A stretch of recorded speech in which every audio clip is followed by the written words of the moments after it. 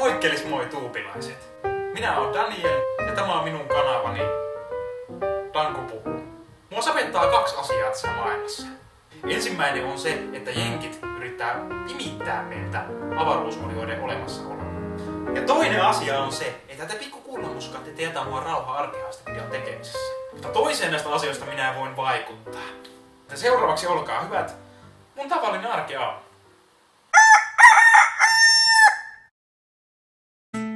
Aamut alkaa yleensä sillä, että mä ymmärrän olevani 20 minuuttia myöhässä.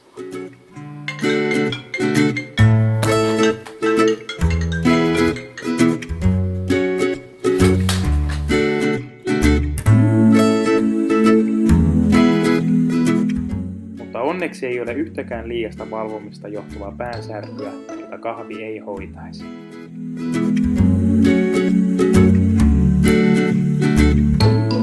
Jos on jotain, joka puhaltaa elämään mun tyhjään sielun halpojen naisten ja kalliiden viinojen lisäksi, se on kahvi.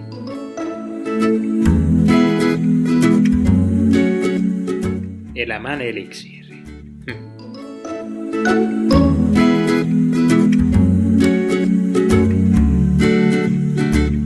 Yksi mun lempparijutusta aamusi on polttaa savuke parvekkeella ja katsoa kaupungin heräilevän.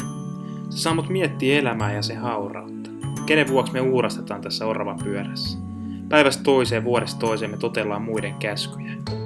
Onko tästä edes pakokeino?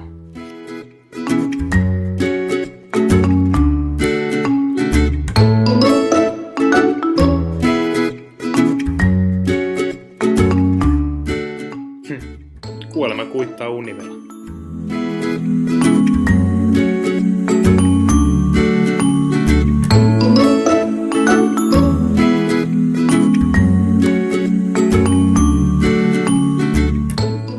Puhtii päivään tuo grammanen puranen. Tai ehkä muutama. Ja ne väitti, että vaan naiset osaa multitaskätä. Ja sit on aika valita päivän asukokonaisuus.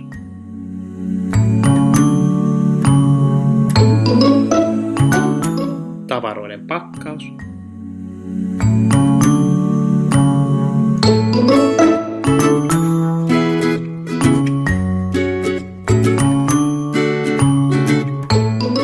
Ja viimeisenä äkillinen realisaatio siitä, että sä oot vieläkin työtön paska.